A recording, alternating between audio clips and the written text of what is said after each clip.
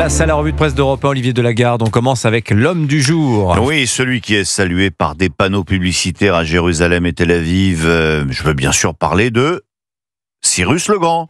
Cyrus le Grand qui vécut au 7e siècle avant Jésus-Christ, qui fut le fondateur de l'Empire perse hachémide. Et si les Juifs lui gardent une place à part dans leur mémoire collective, c'est qu'il est le seul souverain païen qualifié oint du Seigneur par le prophète Isaïe pour avoir autorisé le retour des Juifs exilés à Babylone et la reconstruction du temple à Jérusalem. C'est ce que nous rappelle Stanislas Poyet, l'envoyé spécial du Figaro. Alors vous allez penser que je débloque, mais pas du tout.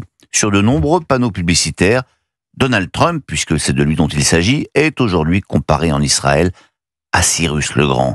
Alors que les derniers otages retenus par le Hamas depuis 2 ans ont commencé à être libérés ce matin, Trump apparaît effectivement comme le grand vainqueur de la situation, celui qui a débloqué les choses et réussi à convaincre et même à tordre le bras des Israéliens et des Palestiniens.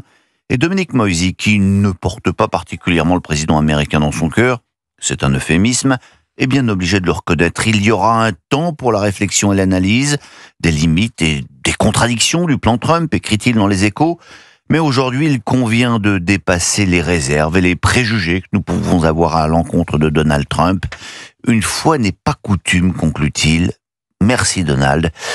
Et vive Cyrus le Grand. On revient en France, Olivier Delagarde, avec la nomination du nouveau gouvernement. Est-ce qu'un jour on comparera Sébastien Lecornu à un roi perse ?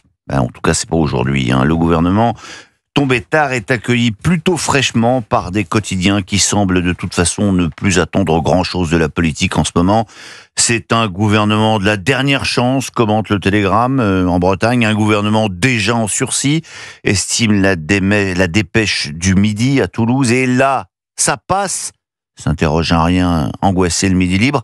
Non, ça ne passe pas. La situation politique dans laquelle nous sommes ne passe plus pour Guillaume Tabar.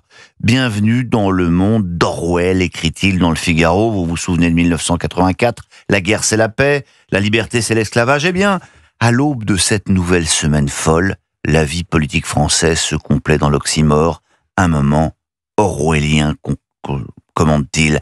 Parce que depuis hier soir, l'entêtement c'est le renouvellement, la rupture c'est la continuité, l'abjuration, c'est la solution. Et peu importe le pédigré des 34 nouveaux, une ministre de l'écologie anti-nucléaire quand même, souligne-t-il, la seule question qui décidera de la longévité de ce gouvernement, c'est celle des retraites. Et dire qu'en cas de non-censure, des gogos remercieront les socialistes, comme l'écrivait encore George Orwell, la responsabilité, c'est l'irresponsabilité. Et à la une de l'opinion, Rémi Gaudot n'est guère plus tendre. Persuadé d'une prochaine dissolution, tous les partis abandonnent le sens du devoir pour l'absence de courage, écrit-il. Dans cette sinistre farce, le RN paraît comme un pôle de stabilité et LFI devient un havre de sincérité. L'un et l'autre, prédit-il, finiront par dévorer leurs concurrents. Cyrus revient. Ils sont devenus fous. Voilà, c'est Sébastien Lecornu en roi perse ou en panier percé, s'il cède à la pression dépensière des socialistes. Si vous me permettez le jeu de mots.